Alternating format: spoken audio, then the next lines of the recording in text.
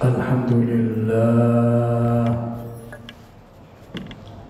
Alhamdulillah bidhikrihi tatma'innul qulub wa bifadlihi wa rahmatihi tughfarudz dzunub. Ashhadu an la ilaha illallah al-khaliqul ma'bud wa ashhadu anna sayyidana wa nabiyyana Muhammadan abduhu wa rasuluh as-sadiqul maw'ud. Allahumma salli wa sallim wa barik ala habibina wa syafi'ina wa qurrati a'yunina Muhammadin sallallahu alaihi wasallam wa ala alihi wa ashabihi wa man tabi'ahum bi ihsanin ila yaumiddin. Amma ba'du fa ya ibadallah, usikum wa nafsiya bitaqwallah, usikum wa nafsiya bitaqwallah, usikum wa nafsiya bitaqwallahi la'allakum turhamun. Faqad qala Allah ta'ala fil Qur'anil 'azim, a'udzu billahi minasy syaithanir rajim. Ya ayyuhalladzina amanu taqullaha haqqa tuqatih wa la tamutunna illa wa antum muslimun. Ma'asyiral muslimin jamaah Jumat rahimakumullah.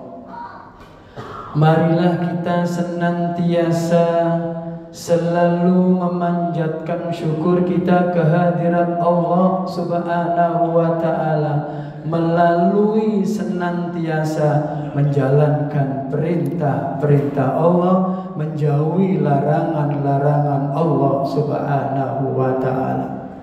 Siapa saja hamba Allah yang mampu menjalankan perintahnya, mampu pula menjauhi larangannya, itulah orang-orang yang beriman dan bertakwa kepada Allah Subhanahu wa ta'ala. Dan orang yang paling bertakwa kepada Allah adalah orang-orang yang sangat dicintai oleh Allah, sangat diagungkan oleh Allah, sangat dimuliakan oleh Allah. Bahkan baginda Rasulullah Muhammad sallallahu alaihi wasallam membanggakan hamba-hamba Allah yang paling beriman dan bertakwa kepada Allah Subhanahu wa ta'ala, sebagaimana firman-Nya, inna akramakum 'indallahi atqakum. Ma'asyiral muslimin jamaah Jumat rahimakumullah. Untuk meningkatkan dan mewujudkan keimanan dan ketakwaan kita kepada Allah Subhanahu wa ta'ala, As-Syaikh Abu Lais As-Samarqandi dalam kajian kitab Tanbihul Ghafilin menyampaikan bahwa husunul mu'mini salasatun, bentengnya orang mukmin itu ada 3.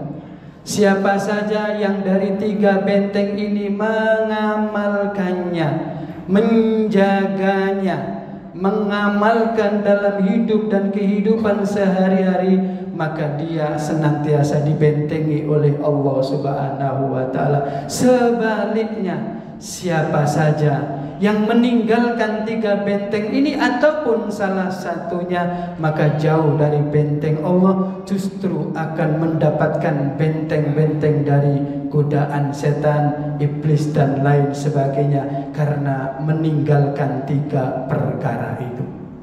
Apa yang beliau sampaikan? Yang pertama, husnul mukmini, yang pertama adalah al-masjidu, bentengnya orang mukmin pertama adalah masjid, rumah Allah, tempat yang kita tempati saat ini adalah merupakan benteng yang teragung, benteng yang termulia. Ingin dimuliakan oleh Allah, sering-seringlah ke rumah Allah. ingin dicintai oleh Allah, oleh Rasulullah, sering-seringlah berjuang di rumahnya Allah. Ingin mulia dunia, mulia akhiratnya, maka sering-seringlah sholat berjamaah di masjid, karena masjid ini adalah benteng kekuatan yang diberikan oleh Allah Subhanahu wa ta'ala. Bahkan siapa saja yang menjauh dari rumah Allah, yang menjauh dari masjid Allah, maka Allah akan menjauhinya, Rasulullah pun akan menjauhinya. Maka jadikanlah masjid ini benteng kekuatan mukmin kita, muslim kita di hadapan Allah Subhanahu wa ta'ala. Ma'asyiral muslimin, jamaah Jumat rahimakumullah. Allah Subhanahu wa ta'ala mengingatkan kepada kita, wa aqimus sholata wa atuz zakata warka'u ma'ar rakiin. Dirikanlah sholat. Yang kedua, tunaikanlah zakat bagi orang yang mampu, warka'u ma'ar rakiin. Dan yang ketiga, rukuklah bersama orang-orang yang rukuk, ai sholatal jamaah, imma fil masjid wa imma fil musalla wa imma fil bait. Dirikanlah sholat berjamaah. Ketika kita mampu sholat berjamaah di masjid yang mulia ini, maka Allah memberikan benteng kekuatan yang tersendiri. Maka sahabat Rasulullah datang ke kediaman baginda Rasulullah yang bernama sahabat Ibnu Ummi Maktum. Ya Rasulullah, ana dhurir ya Rasulullah, ba'idud darfal tajuduli rukhsatan an usolliya fi baiti. Wahai Rasulullah, usia saya 50 tahun ke atas. Saya sejak kecil, sejak saya lahir, saya dalam keadaan buta. Rumah saya jauh dari masjid ini, wahai Rasulullah. Apakah saya yang buta dan rumah saya jauh ini ada keringanan untuk sholat di rumah bersama istri dan anak-anak saya, wahai Rasulullah? Rasul pun menjawab dan balik bertanya, atas ma'un nida ya Ibna Ummi Maktum. Wahai sahabatku Ibnu Ummi Maktum yang buta sejak kecil sampai sekarang, yang jauh rumah panjenengan dari masjid, panjenengan dengarkah datangnya azan, suara azannya Bilal yang menggelegar itu? Naam ya Rasulullah, asma'un nida. Nggih kanjeng Nabi, saya mendengarkan azannya Bilal. Maka Rasul pun menjawab, la tijidulaka ruhsatan antusolliya fi baitika. Tidak ada keringanan bagi panjenengan Bapak, walaupun panjenengan buta, tua, bahkan rumah panjenengan jauh dari masjid. Sholat yang paling utama bagi panjenengan adalah di masjid, rukuk bersama orang-orang yang rukuk, yaitu sholat berjamaah, benteng mukmin yang pertama. Yang kedua adalah wa dzikrullahi ta'ala. Zikir kepada Allah adalah merupakan benteng kekuatan yang diberikan oleh Allah Subhanahu wa ta'ala. Allah Subhanahu wa ta'ala mengingatkan kepada kita, ya ayyuhalladzina amanu dzkurullaha dzikran katsiran wasabbihuhu bukratan wa asila. Wahai hamba-hambaku yang mengaku beriman kepadaku Allah, uzkurullaha dzikran katsira, perbanyaklah menyebut namaku Allah, perbanyaklah zikir kepadaku Allah. Siapa saja yang senantiasa uzkurullaha dzikran katsira, yang memperbanyak zikir kepadaku Allah, maka aku Allah pun akan mengingatmu hai hambaku. Aku akan menyebut namamu hai hambaku, karena engkau selalu berbanyak zikir kepadaku Allah. Wasabbihuhu bukratan wa asila, perbanyaklah bertasbih kepada Allah bukrotan, pagi, siang maupun sore ataupun malam. Perbanyak bertasbih kepada Allah. Itulah hamba-hamba Allah yang mendapatkan kekuatan benteng dari Allah Subhanahu wa ta'ala, jauh dari godaan syaitan. Suatu ketika iblis laknatullah alaih menyampaikan kepada Allah, ya Allah, saya ini iblis ya Allah, halakuni bila ilaha illallah wa ahlaktuhum bi annahum muhsinun wa annahum muhtadun.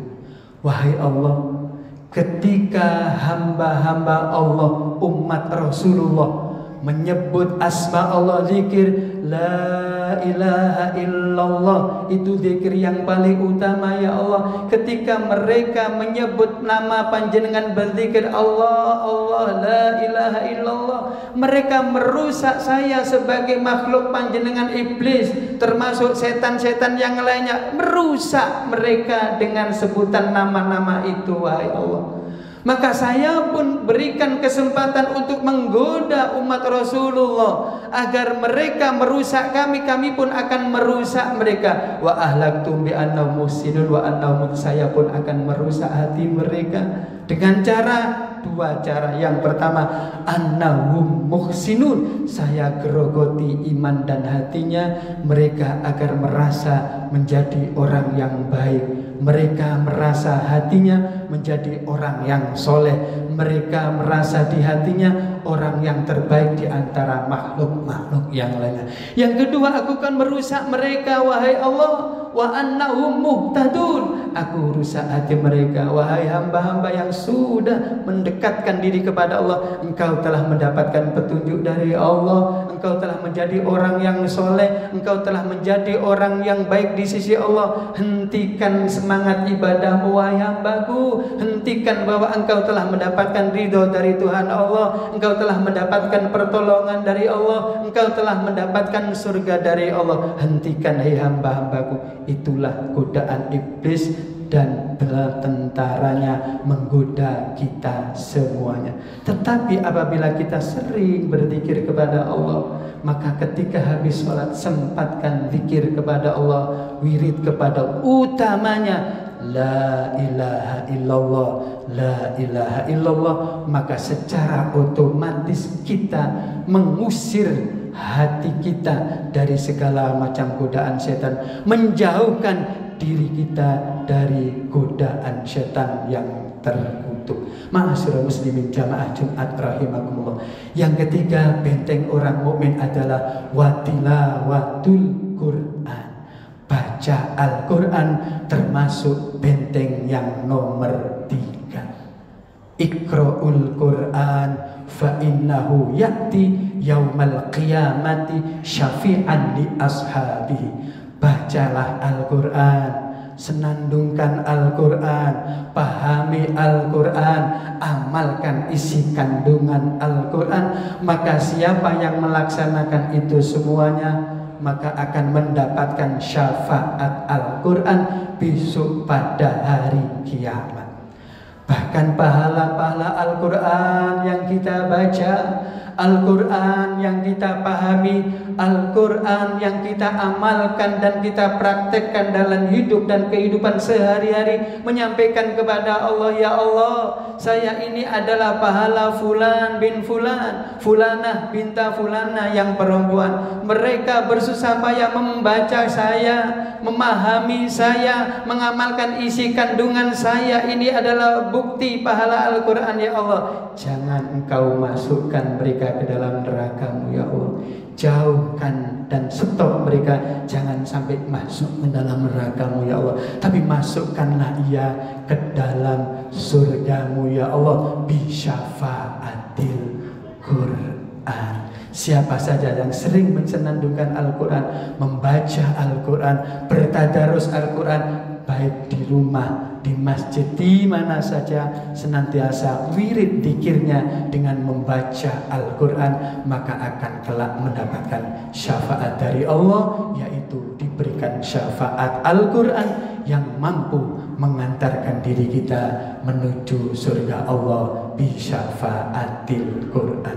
Oleh sebab itu, ulama tersebut menyampaikan siapa saja yang meninggalkan 3 hal tersebut, 3 hal, apalagi 3 hal, salah satunya saja mampu dikerjakannya sudah baik, tetapi 3 hal itu tidak mampu dilakukan semuanya, tidak juga berjuang dan senantiasa ke masjid, tidak juga memperbanyak zikir, tidak sempat juga membaca Al-Quran, maka menurut ulama tersebut, orang tersebut dalam genggaman, dalam pegangan, dalam lindungan setan, bukan dalam lindungan Allah. Mereka dibentengi oleh setan, mereka dilindungi oleh setan, mereka mendapatkan bala tentara dari setan karena tiga hal: masjid, kemudian zikir, dan baca Al-Quran tidak pernah dikerjakannya. Benteng setan, benteng iblis yang senantiasa menyertainya. Demikianlah sekelumit sabda-sabda Rasulullah yang saya sampaikan, firman-firman Allah yang kami sampaikan, termasuk yang disampaikan oleh para ulama. Mudah-mudahan kita semuanya diberikan oleh Allah hidayahnya, kita semuanya diberikan oleh Allah petunjuknya, sehingga mudah kaki kita melangkah lewat hati kita yang bersih, mudah untuk sholat berjamaah, mudah untuk berjuang di masjid, mudah untuk senantiasa meramaikan masjid, dan senantiasa hati kita, lisan kita mampu berzikir kepada Allah kapan saja, di mana saja, dan lisan kita, hati kita, mata kita senantiasa memandang Al-Quran, memandang Al-Quran, memandang Al-Quran, membaca Al-Quran, mensenandungkan Al-Quran. Insya Allah kita semuanya akan mendapatkan syafaat dari Allah, dari Rasulullah, syafaat dari Al-Quran, dan kita semuanya kapan saja dipanggil oleh Allah, barokah dari ketiga itu semuanya insya Allah dipanggil dalam keadaan husnul khotimah, husnul khotimah, husnul khotimah. Amin amin ya rabbal alamin. A'udzu billahi minasyaitonir rajim. Bismillahirrahmanirrahim. Wal 'asri innal insana lafi khusrin illa alladhina amanu wa 'amilus solihati wa tawassaw bil haqqi wa tawassaw bis sabr. Barakallahu li wa lakum fil Qur'anil 'azim wa nafa'ni wa iyyakum bima fi minal ayati wa dzikril hakim. Aqulu qawli hadza fastaghfiruh fa ya fawzal mustaghfirin wa ya najatat taibin.